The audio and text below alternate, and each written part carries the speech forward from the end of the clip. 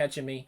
Okay, we're picking up, man. We're good. One, two, three. Grim interviews featuring Revy Innovations, the creator of the spinning robot pussy. We are doing the final part of our, I guess, our interview series. And this one is actually the one on small businesses. Last time we talked about contracting, but this one will actually teach you how to go about starting a small business, which is something that I'm sure a lot of you are interested in, especially in this kind of economy and people wanting to get out of the 9 to 5 hell zone that people like myself are in right now. So Revy, go ahead and tell us. Continue on from what we did last time. So I thought that the last time I did kind of go over like how to actually get into contracting. Mm-hmm. Small business. Oh, first, it seems that I was trying to get across the last show that contracting and a lot of the stuff that basically starting a business, people think of it as some kind of hard thing, and it's actually not that hard. That was the message I was trying to get across, but apparently you took it as, oh, you have to do all this crazy stuff to start a business. And it's like, no, you got to pay a lawyer like $500. Right. It's really not that hard once you do it, and you can do a bunch of fun things. Anyways, small business. So this show is going to be about what you can call either a branded business or a product-based business. And this would be, say, Revy Innovations as opposed to my normal contracting company. So my normal contracting company is basically, I work as an engineer, give me money, I build you stuff. Revy Innovations is like a whole thing where it's like, it's got a brand, there's a product behind it.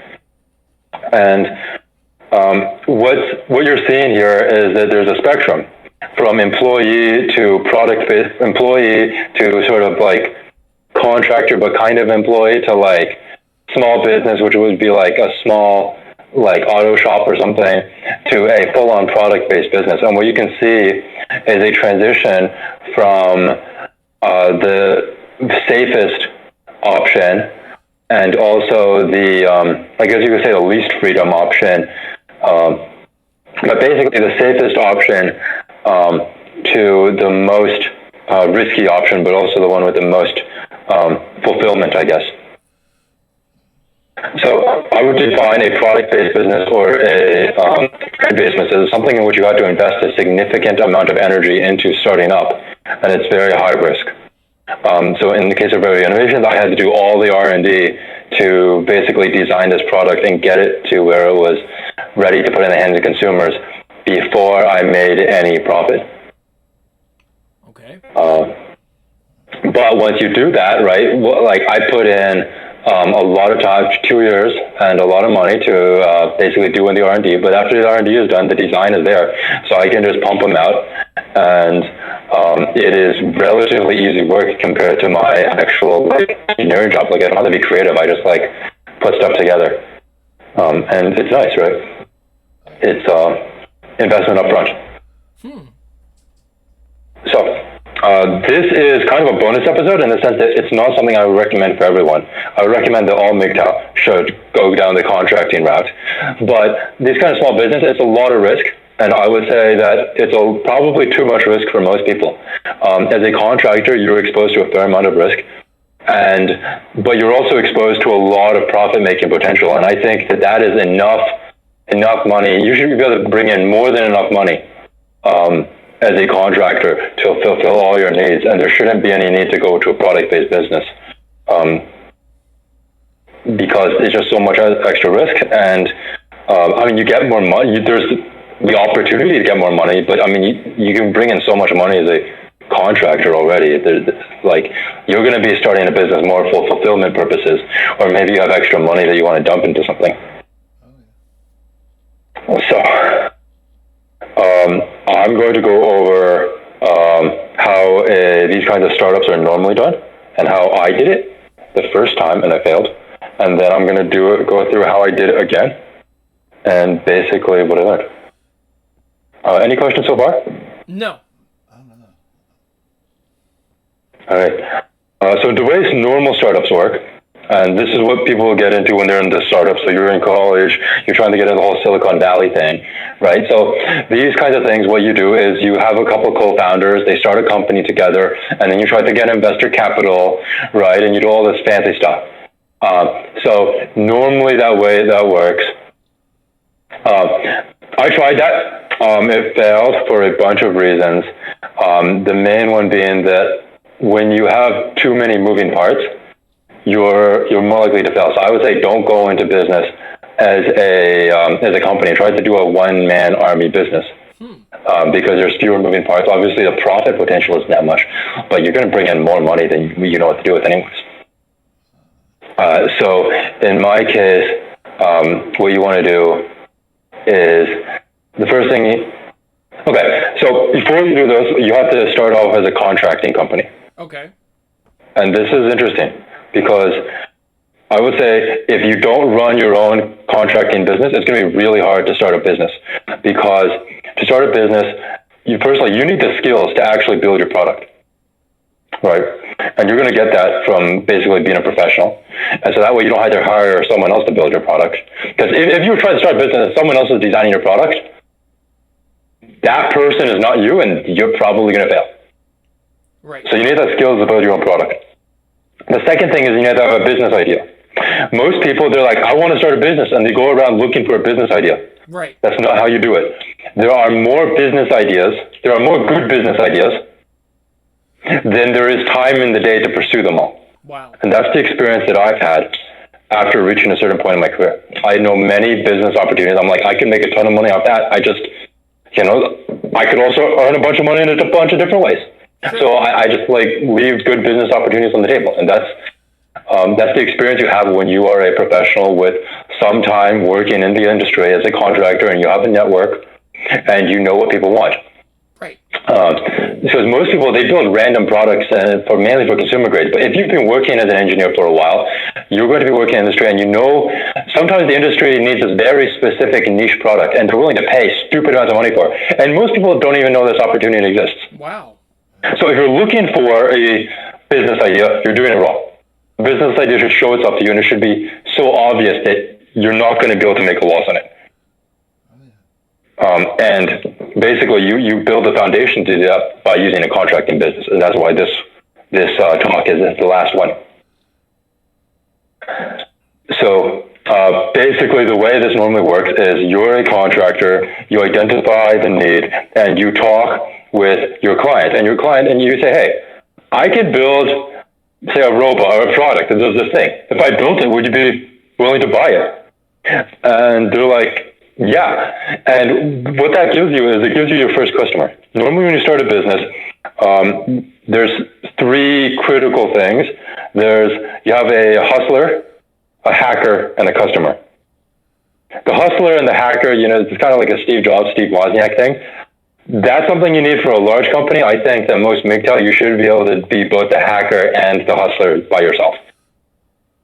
But the customer is the interesting thing that most people don't appreciate. They just design a product, but they don't know who they're going to sell it to. If you're an engineer and you're working in industry, that customer is probably so desiring of your product that they're willing to pay so much money that almost all your startup costs are covered. So you're pretty much guaranteed that if you can successfully design your product, you have one guaranteed sale that covers all your startup expenses.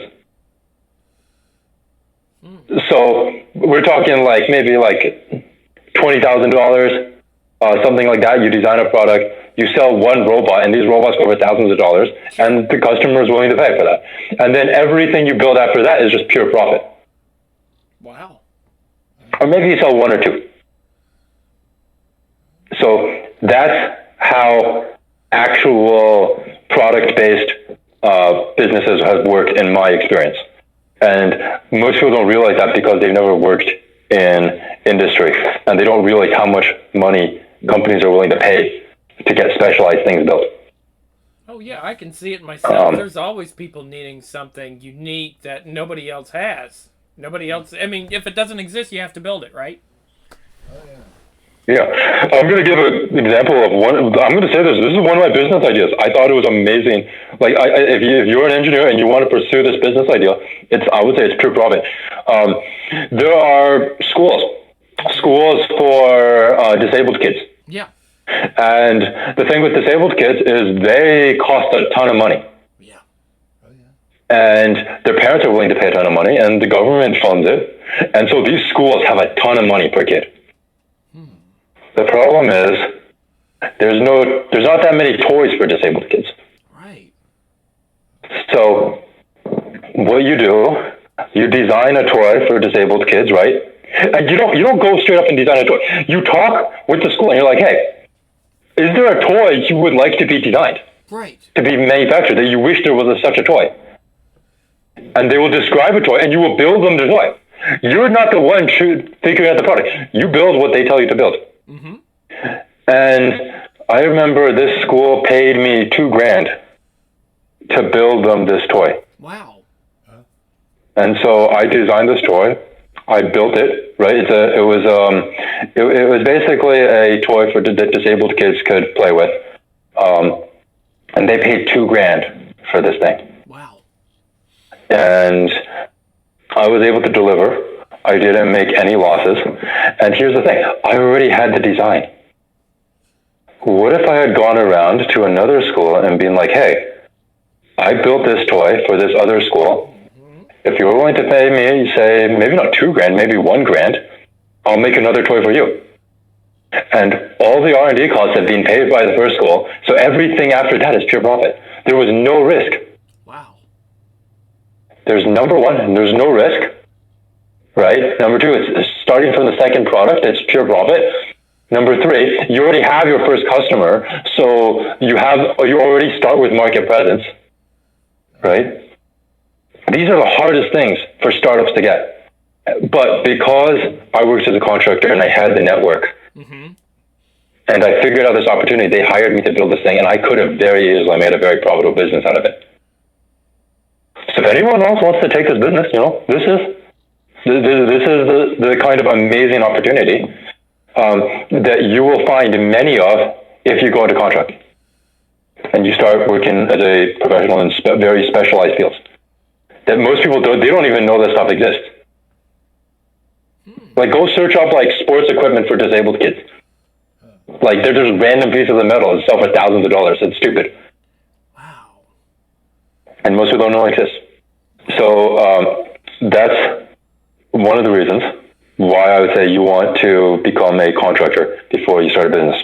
Yeah. So that's the main reason. So contracting is basically, business is a step up from contracting. You start as a contractor, but it's a step up if you want to start your own business, but you need to be a contractor first. Yeah, you have to run your own. You can call it contracting. Most people call it freelancing. Yeah. For most industries, they call it freelancing.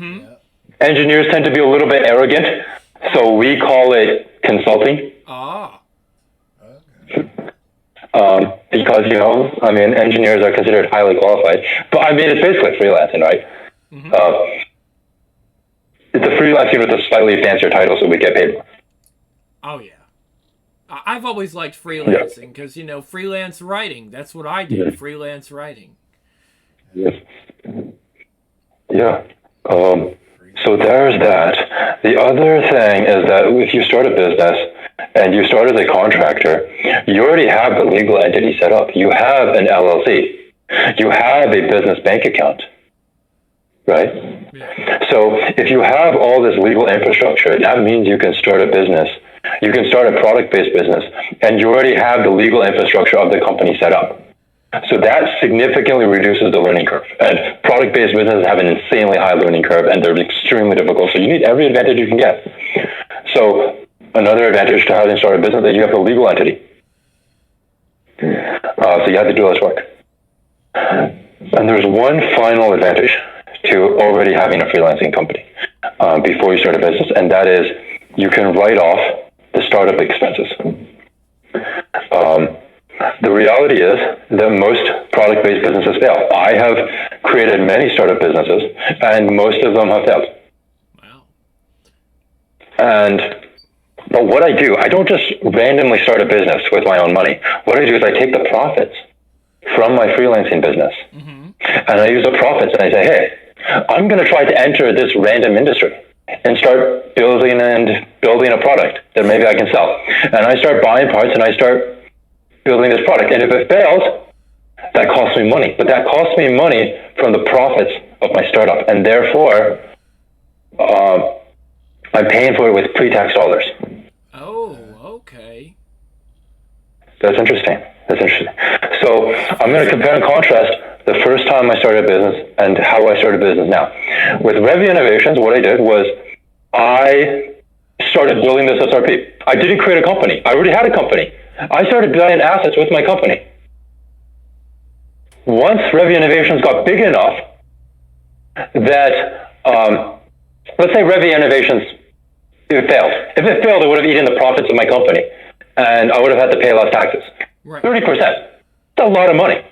Yeah. Right? Like, if I had failed, I would have lost 30% less money, effectively. But it didn't fail, it succeeded. And as I was confident it was going to succeed, once it grew past a certain point, I created a second company around my SRP product, and that second company is called Revy Innovations, LLC. Okay. That second company is not owned by me. It is owned by my first company. Oh. So that way, if Revy Innovations make a loss, it shows up as a loss from my first company, and therefore it eats into the profits of my first company, and therefore I pay fewer taxes. That's interesting. That's fascinating. Now, let's compare that with the first time I started a company. First time I started a company, I sank $5,000 of my own money into materials. Now, $5,000 to me now is nothing, but Right. when I was like, back then, it was a huge amount of money. That was really painful. Absolutely. Mm-hmm. And I had paid for it using student loans. Yeah. And I was paying for it. Now, basically, I spent $5,000. So now, in order for me to pay off my student loans, I have to work and earn $7,000. The government comes and it takes $2,000 of that, and then I use the remaining $5,000 to pay off my student loans.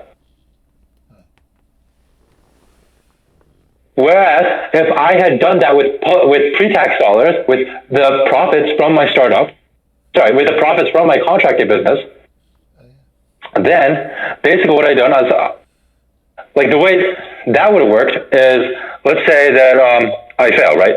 Let's say I take $5,000, I spend $5,000 on a company, right? And then I lose it, right? And now I have $5,000 less profit.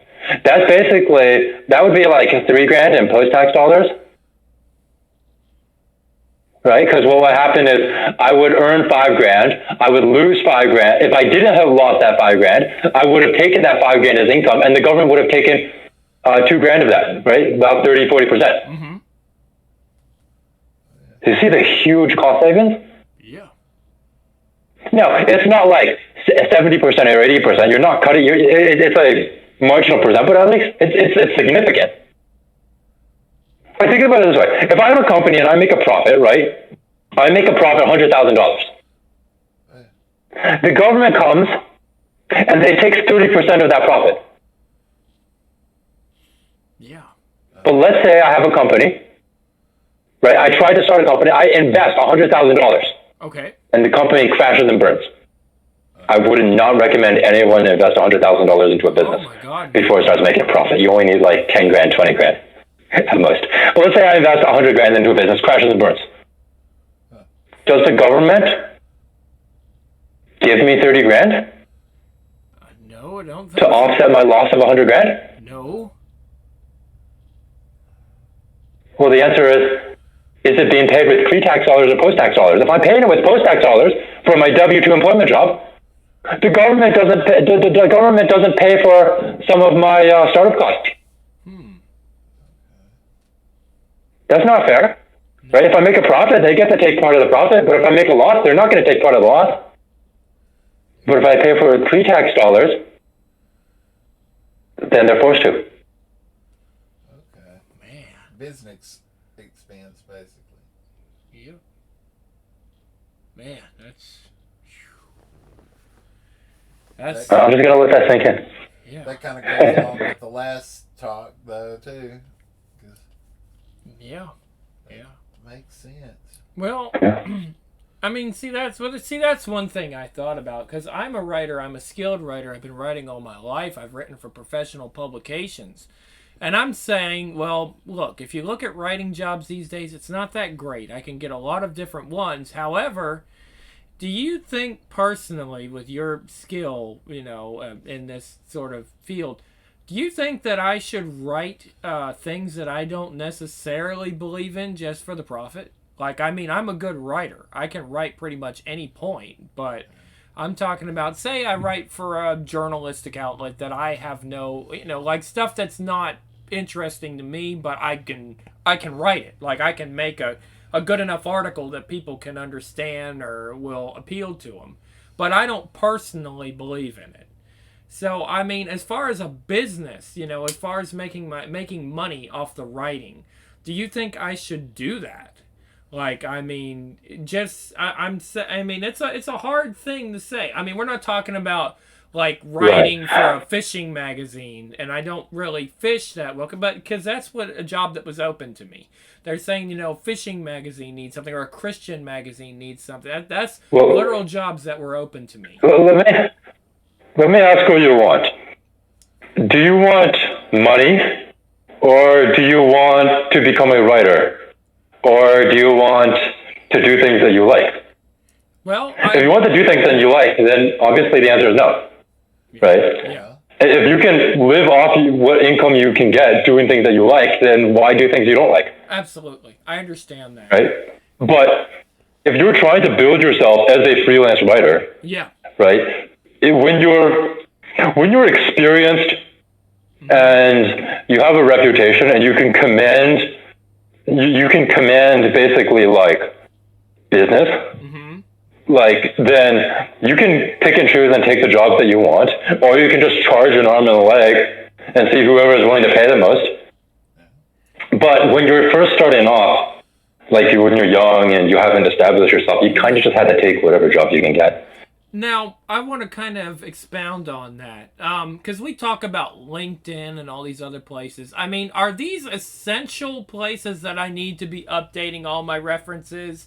I mean, and when we're talking about stuff like Upwork... Don't go on LinkedIn.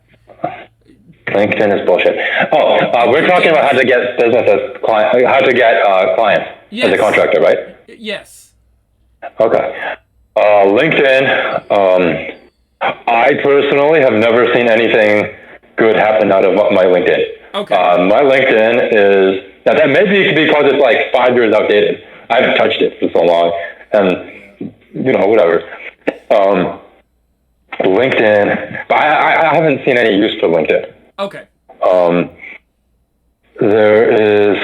What else have I seen? You also mentioned Upwork, Fiverr, these kinds of things. Okay, these are trash. Oh, they're trash. These are trash. Okay. Yeah. They market themselves as for freelancers. And so what I would do is I would get an account and I would just put myself out there. And if you get a good job, then go for it. But I'm going to make your expectations a little bit more realistic. The way Upwork works, at least for engineers, is what happens is the clients are not professionals. Okay. The clients are random jackasses that are like, they're normal people and they don't understand how much engineers cost. Absolutely. So they create a project, a bunch of engineers bid on their project. They pick the cheapest engineer. Right. Cheapest engineer fails, obviously. Yes. A lot of the time what happens is these people come in and they're like, they just don't have enough money to do the thing that they're trying to do. And so they hire the cheapest engineer fails. And what do? They don't hire the more expensive engineer. What they do is they start paying less and less for the engineer so that when the engineer fails, they lose less money. And they're hoping they get lucky. Now, what do you think engineers like me do? We leave the site. Well, I think you would probably avoid that kind of thing. Like, personally, I mean, why would you? Right. Yeah. That's not to say I haven't had good contracts on Upwork. I've had one good contract on Upwork. Okay. But usually, basically, what happens is this downward spiraling of like shitty engineers and clients that don't have enough money to do the projects they're doing. Like I've probably, out of my Upwork contracts, I've had one contract that was good, and the guy was legit, and he knew what he wanted, and he had the money to pay for it, and he hired me, and I delivered. He actually hired someone before me that fails. But anyways, that worked. But for every one of those contracts I get 9 contracts, and the dude is like, I have this project. This is what I want you to do. This is how much money I have. And basically, I chew them out for an hour. I charge a fairly hefty hourly rate. Yeah. Let's just say it's a lot of money. It's probably a multiple of what you earn. And I talk with them for an hour. And I'm like, this is what I would do.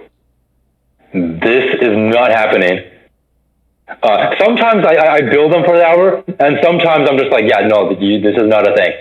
You need way more money. You need way more time. This is way harder than you think it is. And basically,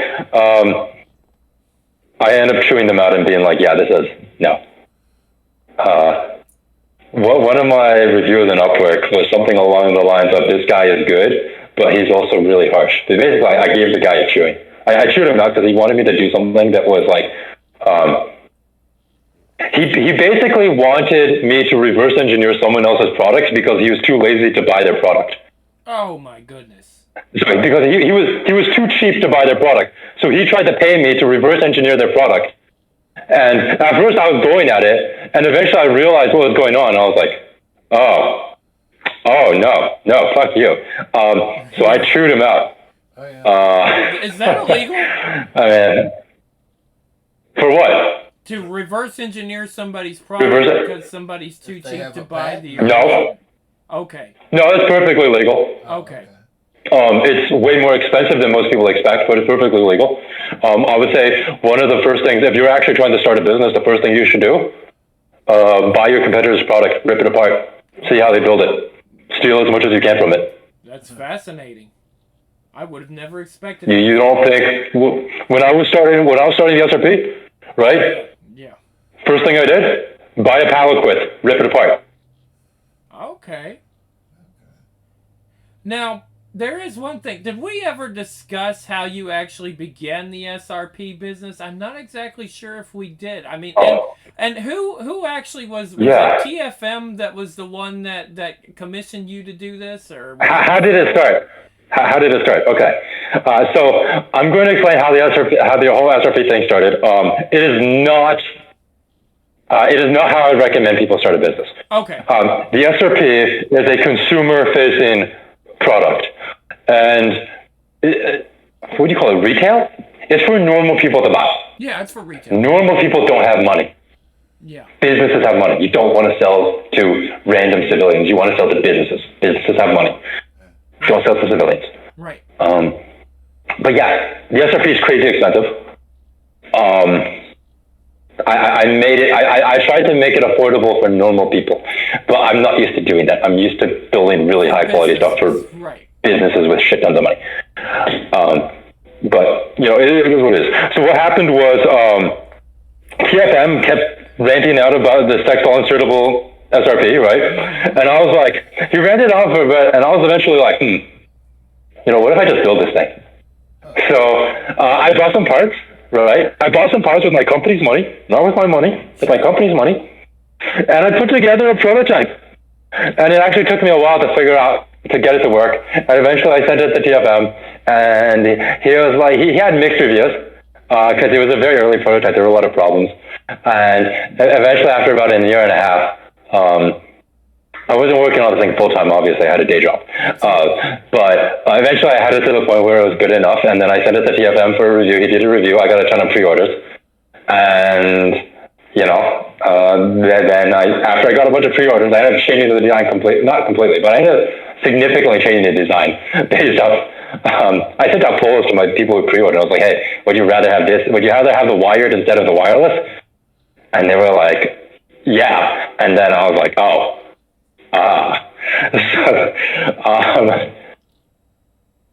Yeah. Yeah. So that's. Is there any particular details you want to know about? I mean, I have the skills to build and design the entire thing myself. I did the entire thing as a one-man operation.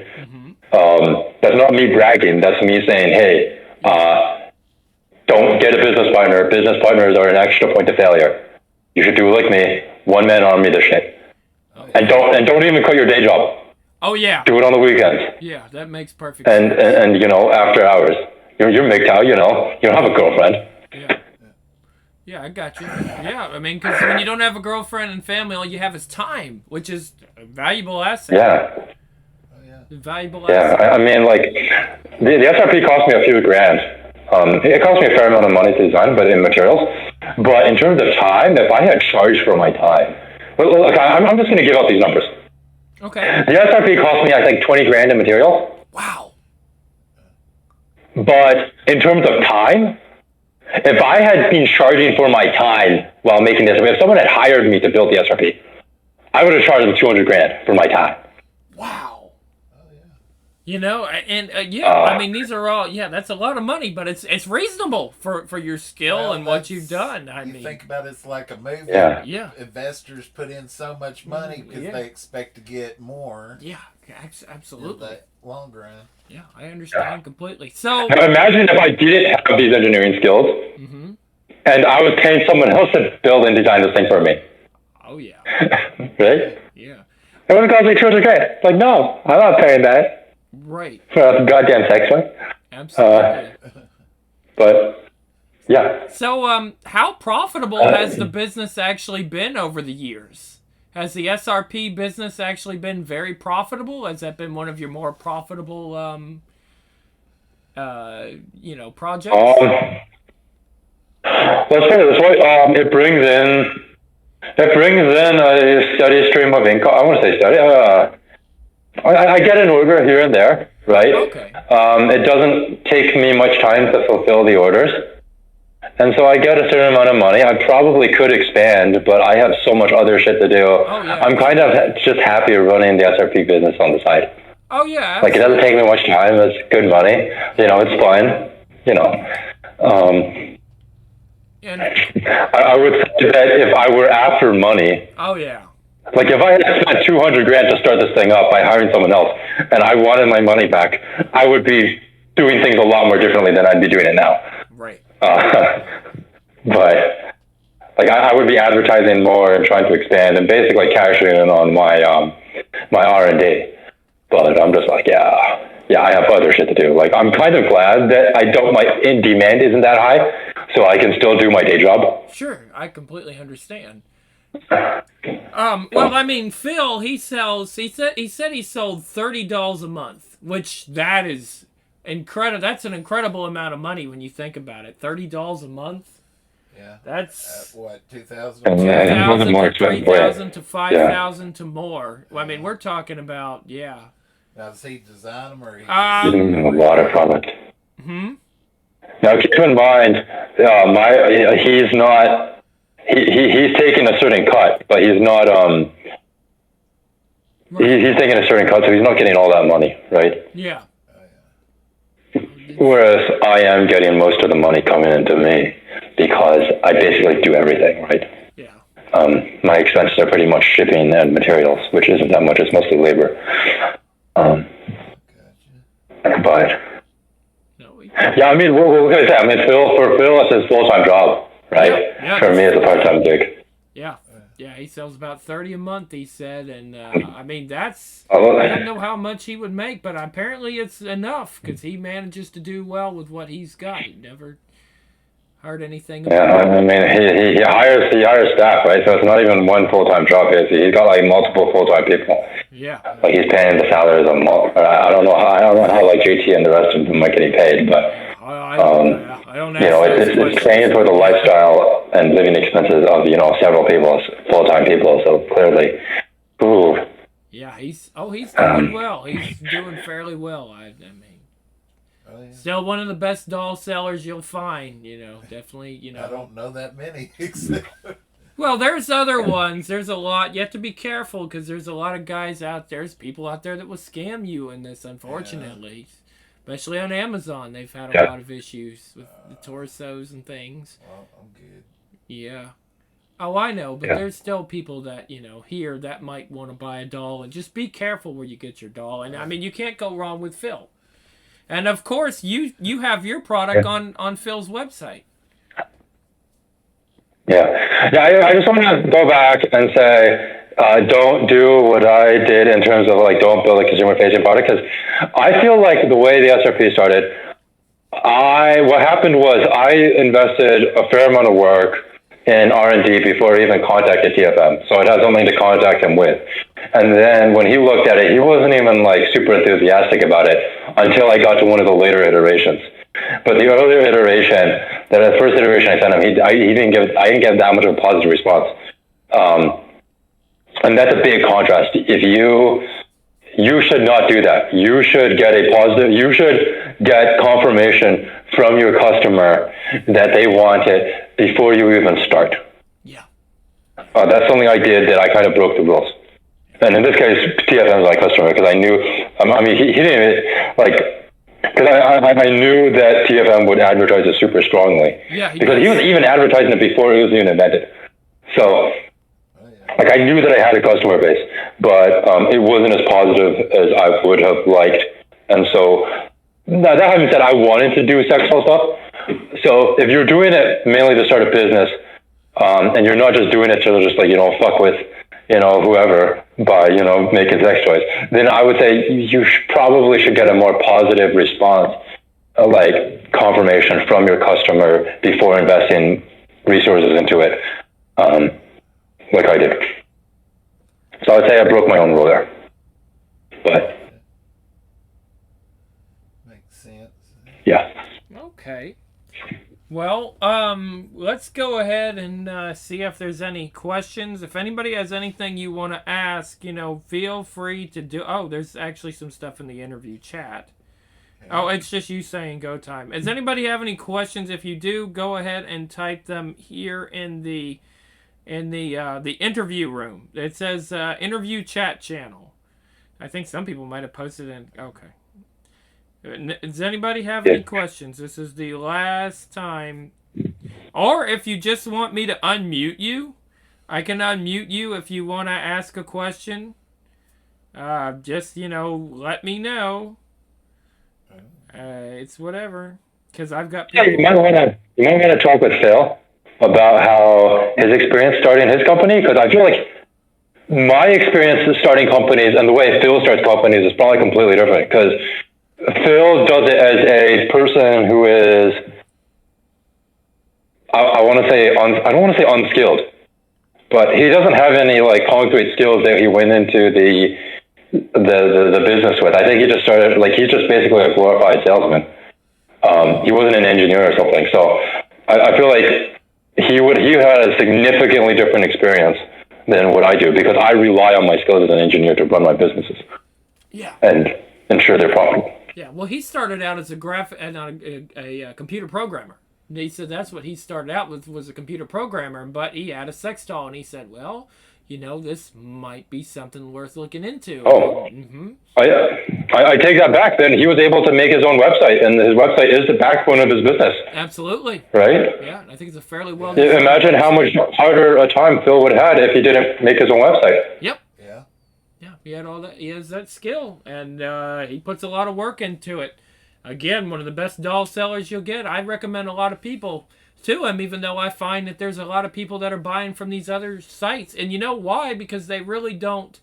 In the sex doll industry, we really don't have a, we don't have a major seller. That's what we need. We need a trusted kind of, because this industry is getting bigger. There's more people buying these things every day all over the world now. And we need I have one question. A place. Yeah, go ahead. Yeah. When does Revy expect the dolls to get banned? Because, well, we already know the Sims are going to complain and the women are going to complain. He's wondering when the dolls are going to get... Yeah, if the dolls will ever get banned by the rabid feminists and a lot of women. There's a lot of women very angry about them right now. Yeah. You're just gonna spark all about it. Oh no, they're objectifying us. I'll tell you what. They knows when I would say I give two responses. My first response is I'm probably not the right person to talk to about that. That's probably a better question for Phil. Right. He's going to have his finger on the pulse of that and much better than I do. Oh, and I can have Phil on here, Mal, sometime. If you want to go ahead and ask him that question, I guarantee he'll be able to tell you more information on that. Yeah. The other thing is I'm going to take this opportunity to shill an idea I have or a concept. And this is something I would do if I had more time and I wasn't doing stuff in my day job. If you're wondering why I keep talking about my day job, I'm doing something with my real identity that is much, I don't want to compare it to sex doll business, but I'm doing something that would be really, really beneficial for MGTOW, using my real identity. Does it have anything to do? That's why I can't commit more to this. Does it have anything to do with sex? Yes or no? I don't. You don't have to tell me. Does it have anything to do with sex in any form? I don't need to know what it is. Is it sexual related? I'm going to say I'm not going to answer that question. Okay. Yeah. All right. Cool. Perfectly fair. I can't say yes or no without. I can't say yes or no in a way that's right. That would make sense without doxing myself. Oh, okay. Okay. Yeah. Okay. Does it involve goblins? Well, no. It just he doesn't want to answer that, so that's. Well, eventually will we find out? But if I did not have a day job and I had my commitment to my day job, I would. The idea I really want to see, or the concept I really want to see in the sexual industry, is a modular doll. Okay, explain. And this would be. I want to separate the silicone from the skeleton. Okay, how do we do that? So, yeah, my idea is, I think most people, they want to see complete integration. And complete integration means the skeleton, everything except for the head. The only piece of modularity you get is the head. Right? But if you look at the head, what it is it's a hard skull, and then it's got a piece of silicone that wraps around the hard skull. Yes. And it's actually temporary. You can actually take it off, right? Mm-hmm. Oh, yeah. And what I want to see is I want to see the same thing happen with the body, where the silicone skin can be removed from the skeleton, and you'd have to have a zipper. It would have to zip up the back or something like that. That'd be amazing. And you would lose a bit of realism there. But I want to separate the skin from the skeleton.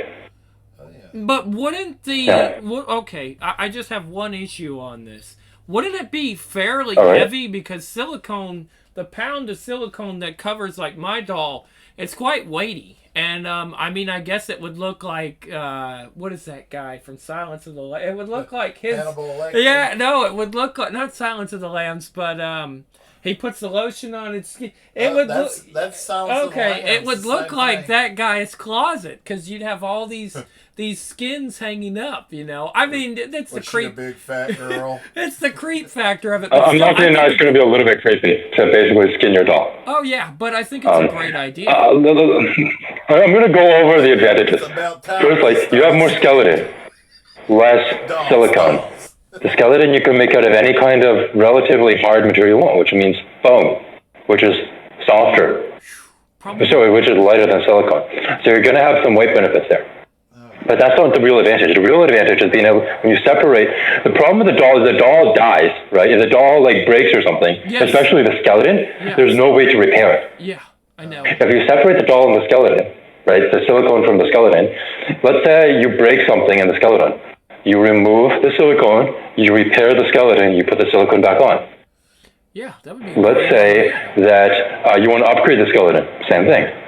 Let's say that you tear the silicone. Right? Oh, yeah. You buy a new silicone skin. You don't have to replace the skeleton. It's half the cost. That sounds like a good idea. That's a great idea. That should be. Somebody should mention that to Phil. No, I may mention that to Phil. Here's the crazy thing. Here's the reason why I want it. What do you think I would do if I got one of those dolls? right? Because right now, my doll, I can't go in there and modify the skeleton. Yeah. Because, like, I would have to cut open the silicone, and there'd be no way for me to put it back reasonably. Like, the silicone is too integrated with the skeleton. But what if I could have a skin, right, that would zip on, like, a latex suit, Sure. Oh, yeah. right? Or maybe, like, a super stretchy neck or something. But what would happen if I could take the skeleton out of the silicone? What do you think I would do? More mechanical, possibly? Yeah, More of put like I'd start adding motors. yeah, yeah. that would be great. But you know, Right. Here's why it's so amazing, right? If you think about it, what's the part of the doll that they're starting to roboticize? the head. It's the head. Yeah. Why are they roboticizing the head? Because the head comes off. Yes. Yeah.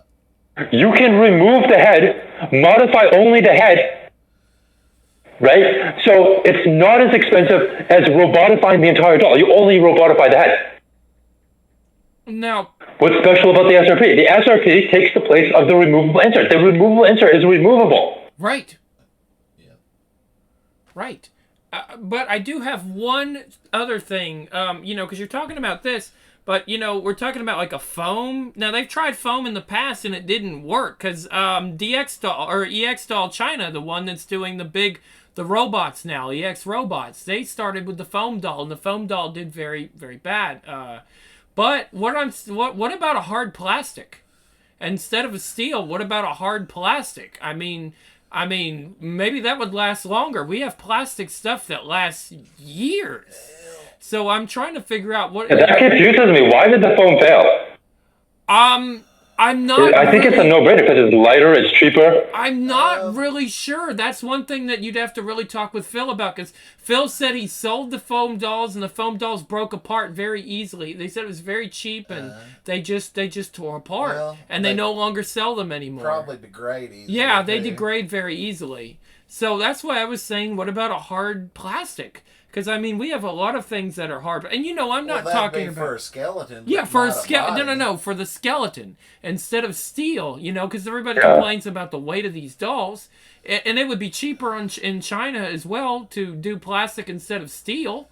Yeah. So if they just did a whole bunch of little plastic, you know, skeletons and just pull That would make sense for the rib cage. that would. Oh yeah. That Right, rib cage is a lot of rib cage is a lot of material. Plastic would bend a lot. I can already tell you that right now. Plastic would be bendy. No, it depends on what plastic you Depends on use what and kind how of thick it plastic. is and the structure of the plastic. Yeah. But I have. You can make plastic not bend.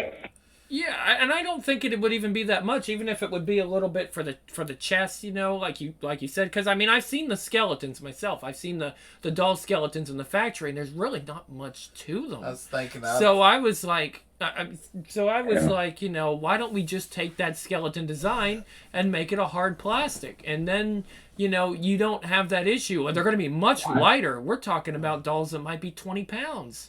Might be, you know, that would be great. Yeah, I'm ordering a balance board, and the plastic from that's rated for like 450 pounds. Absolutely. I mean, if they can support that, then Yeah. really. I don't know. I think the only reason I can think of is an extra process, right? Every additional process adds a huge amount of cost. Right. Oh yeah. In China, of course, Right, wants to so- keep costs down. The SRP, for example, the reason why everything is 3D printed, right? Mm-hmm. Like, there are some parts that would be better if they were welded and not 3D printed, but I go out of my way to design the whole thing so it's 3D printed. So that way, because if it had one extra process, the price would skyrocket. Wow. And I think if you add plastic, that's one extra process. Whereas more silicone doesn't complicate the process. That might be it. Like, it would make it cheaper in terms of materials, but the extra process means you have to set up so much more stuff. That's the only thing I can think of. Well, I feel going that route, you're going to have to redesign it anyway. I really want to see dolls where... Oh, the reason why Okay, well, why did I talk about this when you asked when the dolls are going to be banned? Yes. I want homemade dolls. Yeah. Like, me too. I want to be able to 3D print a skeleton, Yeah. put a silicone skin around it. Like, I really want to be able to make my own dolls. Like, you know how if we make 3D printed guns? Yeah. I want 3D printed dolls. I think I don't know why the hell we can't do it. I mean, you print the skeleton. I mean, like I said, with hard plastic. You don't have to use actual steel. You can use the hard plastic like you suggested. The problem with that is, the problem with 3D printed dolls is the dolls are so giant. It's going to take so much material to print, and even then, you need like industrial quantities of silicone to actually like create the softness. There are these things called ball joint dolls that are pretty expensive, and they started 3D printing ball joint dolls. Oh yeah, that would be great too. But 3D printing ball joint dolls is easy, and so that's why I want the skin to be separated from the skeleton. Because once you separate the skin from the skeleton, people are going to start 3D printing skeletons. Oh yeah. Yeah, I could see that. So so you're saying that we don't go with the silicone anymore? We have it more like a ball joint, which I would actually have no problem with a ball joint doll, like a large size ball joint doll, even though that would probably, again, cost a lot of money because of the size. Yeah. Like 3D printers are good for making things about the size of a gun. Yeah. But yeah, for large ball joint dolls, I would say because ball joint dolls scale down, right? Yeah. So I feel like it might be reasonable to 3D print like a ball joint. I want to add some softness to it. So I'm thinking 3D print a ball joint doll, and it'll be a model for like maybe like. You know what? The popular dolls are all 100 centimeters. I don't want to say it because they're like the lolly dolls, but hey, give it big boobs. Right. Yeah. Opie lollies. Yeah. Right. But like 100 centimeter class dolls. Don't look that. 3D printed, and then have a suit. Right. Just buy the silicone suit around and put it figure out some way to make that soft, and then ball joint doll, 100 centimeter class doll. Right. Those things are what? Those are pretty small. Right. Yeah. I mean, you think about it. It's not just 150 centimeters down to 100 centimeters. That's not a 2/3 difference, because that's only height. When you consider the entire thing scales, that's like dropping by 2/3 in all 3 dimensions, which means the whole thing is maybe what's 2/3 cubed? 8 out of 28. That's 1/3 the size, 1/3 the mass. If you scale it down by 2/3 in all 3 dimensions, right now it's suddenly doable. So 100 centimeter class doll, 3D printed skeleton, right? And then the problem is the silicone. Silicone casting requires a lot of overhead. You can't just 3D print silicone. You have to. Actually, no. There are soft materials that you can 3D print. I'm not sure there's silicone, but there are soft materials you can 3D print. So if someone has the experience and heck, I'll even give you I'll consult, and I might even invest if you're a Mackie that has if you know the CAD and you're willing to take on this project, 3D printed dolls. Anybody so you need 2 materials. You need a soft material, you need a hard material, but we have those in 3D printing. Yeah, anybody listening, I mean, yeah, if you are interested, let them know. I've got the website there. You can definitely reach Revy on the website, which is spinningrobotpussy.com. So you can definitely reach him there. I think you have your information there. So, yeah, and then cover the 3D printed, and then cover whatever there. It's soft, give it a coating or some kind of adhesive, and then slather some silicone on the outside of it to give it a thin layer of silicone on the outside, kind of like the Terminator skin. And then, yeah, that's. And then you can just 3D print it all. But so that's my solution to the banning. You need to get the 3D printed dolls before they ban them. Yeah. See, I would see the thing. Just like we got the 3D printed, fully automatic 9mm submachine guns. Before the government's already banned machine guns, but yeah, they did. And that's my solution. Now, what I was gonna say though, but these are still only the little ball joints. These won't be dolls that you can actually, they're gonna be a little smaller. That's the thing. Now, because, I mean, if a guy wants a full-size doll, that's going to be... But again, you need an industrial... Well, with the right equipment. Yeah, you could probably do it. Or you could get one I mean, big enough to do a piece at a time. and I know that there's a business somewhere that wants to do this. There's got to be. Because, I mean, and it's not even about China. I mean, I have nothing against, the Chinese companies that have been doing this for years. But if we could really get on the independent 3D printing doll thing, I think it would be great. I mean, you'd be able to make so much product so quickly. You'd be able to design pretty much anything. You'd have issues that game lady 3D printers are slow as fuck. Oh, I didn't know. They're not good for mass production. They're good for one-offs. Okay. There's nothing like an industrial mass production 3D printer at all? Like nothing like that exists right now? You'd probably have to buy... I can tell you that with the SRP, I can tell you that I don't print my own SRP parts. What I do is I know a guy. Mm-hmm. He has what's known as a 3D printer farm. Mm-hmm. I have my own 3D printer, but I don't print my own SRP parts. I'm just like, no, fuck that shit. I send him the files, and I'm like, hey, give me 30. Ah. And he just starts. He's got like, how many printers does he have? He has like 14 printers. Wow. He's got 14 of the same printer, and he just starts all of them up. It's like chung chung chung chung chung, and then you just send me a big box of parts. Wow. Well, that sounds like a good idea. That's pretty fascinating. Yeah, again, you may have to look into a 3D printer and just try to see if you can try to, make some things. I mean, the ball joint dolls is probably... I was just going to say... If I had more time, I would do it. Oh, yeah. Well, I mean, again, though, he's got other projects. You've got other projects. Just one cog in the wheel. Yeah, we're just talking about anybody listening to this. If this is something you're like, hey, I want to kind of see if we can do this, or how would we go about doing this? I mean, hell, I could even mention it to Phil. But, it's great. I would love to see a way for people to independently do the dolls.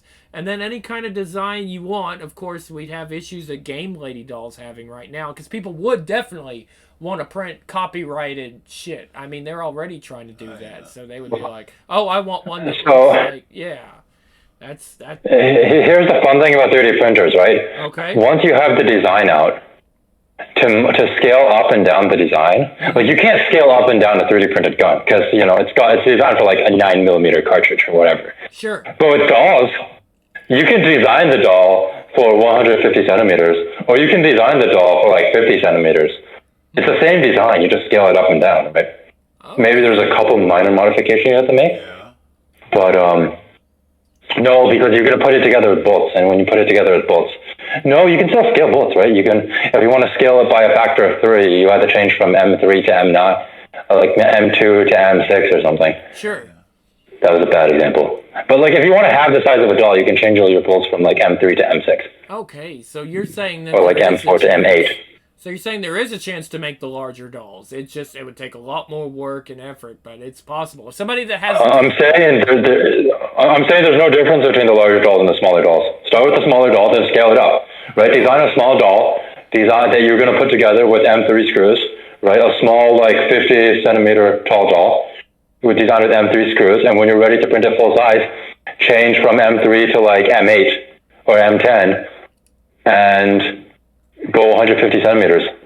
Same design, just use different screws. That's an innovation. Just use the screws that are 3 times larger, and then just scale up the design up 3 times. Yeah, I mean that's an innovation right there. I mean, like I said, if you get these 3D printed dolls, they really can't do anything. Just like the guns, you can have your own doll, and the government can't do anything about it. We don't realize that, like, I feel like our community, like, because we operate out of Phil.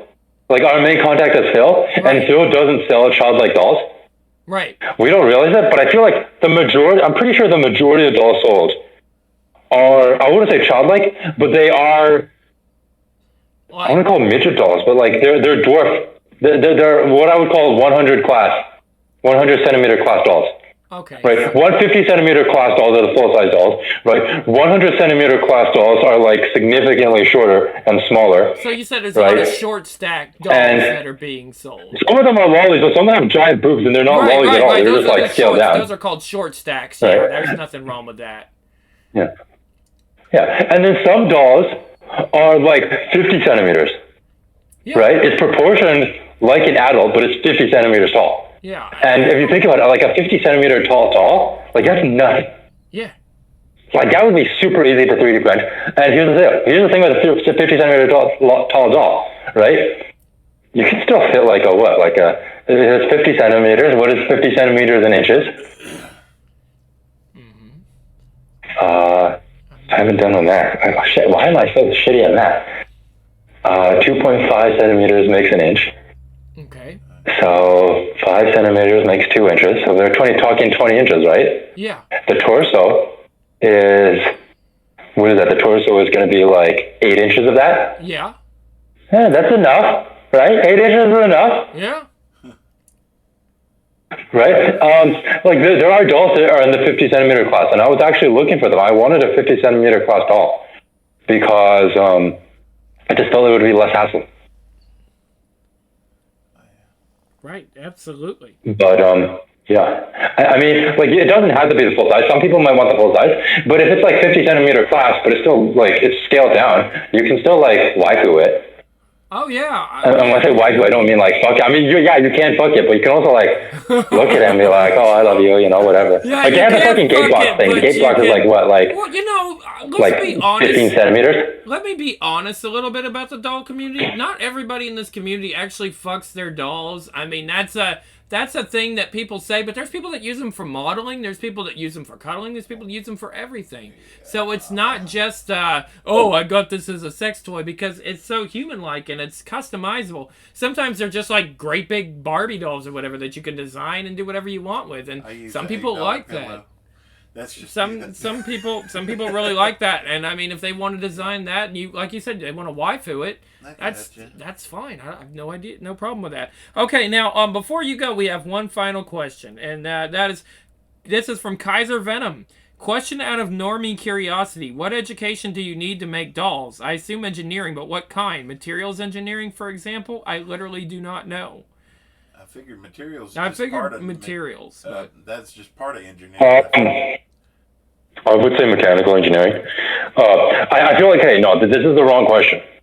The correct question is, what skills do you need? Right. And so to do the projects that I am suggesting. Yes. You need to know how to CAD. Yeah. Okay. Now, whether you need to know how to CAD, you need to have a 3D printer. You need to be able to CAD stuff and print it on your 3D printer. That is stuff you can. I never took a CAD course. I just learned CAD by myself. You can go on YouTube and learn to CAD, right? Okay. And then 3D printer is $200. Yeah, we did. Right, just self-teach yourself it. Yeah, we discussed that in the contracting episode. Yeah. So. Yeah. You need to know how to do silicone molding. How do you do silicone molding? You go on Amazon and you search up silicone mix, right? And you get 2 bottles of stuff from Amazon. You mix it up. You cast it in whatever shape you want, and you wait for a day. You come back the next day. It's cured and it's silicone. Wow. Now, you got to buy the right silicone. And that's a little bit funny because I actually bought the wrong silicone, and TFM's dick may have suffered for it. Wow. So that was a lesson I had to learn. That's information we didn't know. Been there. Wow. I think I shouldn't have said that. But yeah, there was one time I bought the wrong silicone. And yeah. Anyways. So you need to have an understanding of like silicone casting. Sorry? Probably. It was a significantly the silicone that the SRP uses is a relatively soft but also strong and flexible silicone. Okay. Because it's called platinum silicone. Oh. And platinum silicone is, I mean, as the name suggests, it's like really good quality. But there's other kinds of silicone that are known as casting silicone. And the reason why is because this casting silicone is not nearly as strong. And so it breaks apart easily. And the reason why, the advantage of casting silicone is it's cheaper. And you create a cast of silicone, right? Then you pour another resin in, like urethane, and you create the thing you're trying to make out of hard plastic, and then out of a silicone mold, and then you destroy the silicone mold. Sometimes you can reuse the silicone mold, but sometimes you have to destroy the silicone mold. And because the silicone mold isn't your final product, right? It's a one-time use thing, or maybe like a 5 or 6 time use thing. It's not the final product. You can make it out of cheap, shitty silicone. Yeah. So that was my mistake. Okay. Anyway, you need to have an understanding of silicone, right? Which you can do just by buying shit off Amazon and just like casting it, right? You 3D print the cast, right? You CAD the cast. You CAD. What you do is you CAD a figure of a doll, right? Or you go online and you steal someone else's, like human mannequin model, right? You create a negative of that.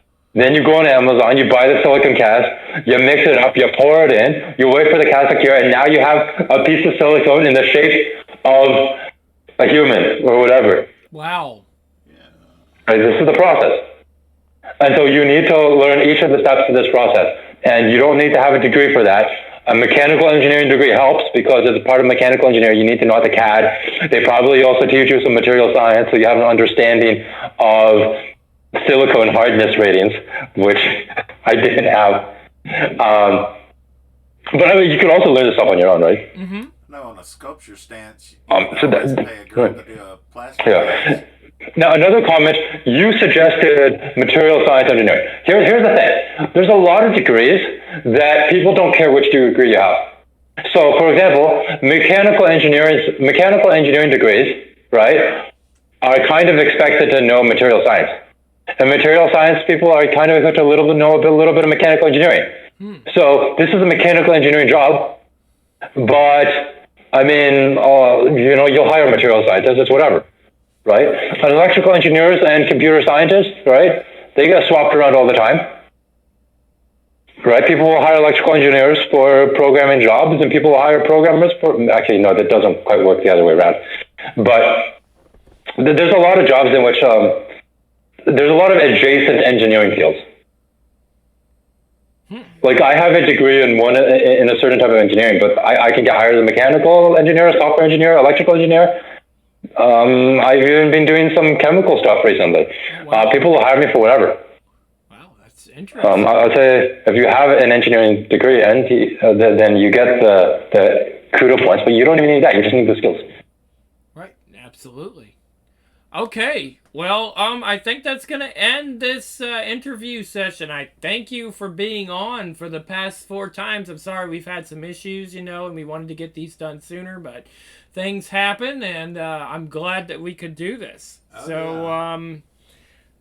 Again, you can check out Revy Innovations at let me try that again. HTTP, spinningrobotpussy.com. We're going to do it like that. SpinningRobotPussy.com. Yeah. I'm pretty sure if you don't put the www or the HTTP, it'll send you there anyway. Do you really have to put the HTTP? I never, because I always wondered. No, it fills in automatically. Oh, well, shit. It fills in automatically. Okay. Well, Yeah, you don't even need the www. Okay. Because, I'm still old school, and I'm like, oh, do I put in every... I've done http.www. Now, I'm just going to... All right, that's how I'm going to do my links from now on. You notice I haven't been putting links on my videos. That's one reason why, because it's a pain in the butt to get all that just right. But, yeah. Yeah, thanks so much for being on here and talking all about the doll stuff, silicone stuff, small business stuff, contracting, engineering. This is all really good information for you young guys, especially you incel guys I've been talking with. They're like, oh, I can't get a girlfriend. Well, why don't you get yourself a good job, something that, means something to you. Do some cool stuff, with your life. I guarantee if you make your life if you make your life interesting, if that's what you want, you may find out you may find that you don't even want that later on. You'll get it to the point where you're like, And there's no such thing as an incel, especially if you're white. We both know that. What about? Yeah, but Here's another thing. If you want to get into engineering, engineering, they're putting a lot of effort to get more women into engineering. So you might want to consider that what does the stay-at-home call it? Masculine presenting transgender lesbian. Yeah, you may want to. That's definitely something I would consider. Yeah, remember that Drexel identifies as masculine presenting transgender lesbian. So, he also does. Yeah, Drexel, as soon as... Yeah, that's a million times more effective in a male-dominated field in which they're trying to hire more women. Yeah, see, that's what I'm thinking about. It's probably way more effective in engineering than it is in, I don't know, in retail. Yeah, well, they hired a bunch. They hired a bunch of men. We did have a bunch of women. Now they're hiring a bunch of men again. So I'm like, well, maybe I'm okay. But if ever it gets to the point where it's all women, I'm like, oh no, I know how this can be. Anyone actually do it?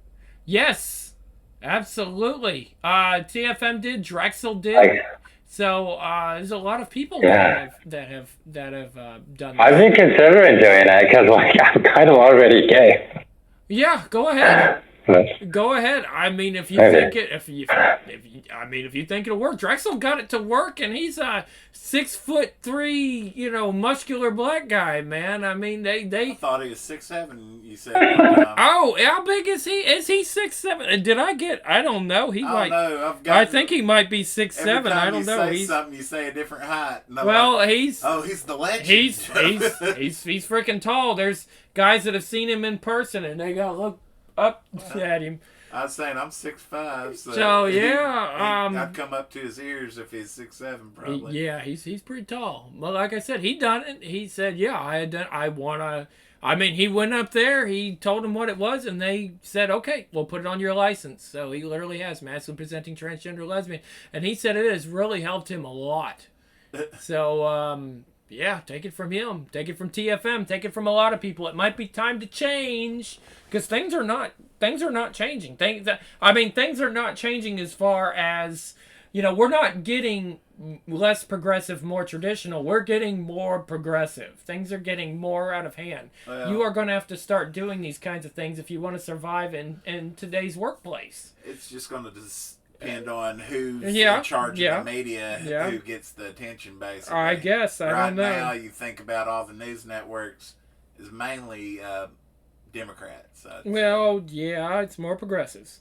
All right. Well, at any rate, this is the Grim Lord and Dead Penetration with Revy Innovations, and we are out of here. We thank you so much for joining us on these long series of interviews, and we'll be back with more interviews as soon as I can wrangle up some guests. All right. We are out. Later.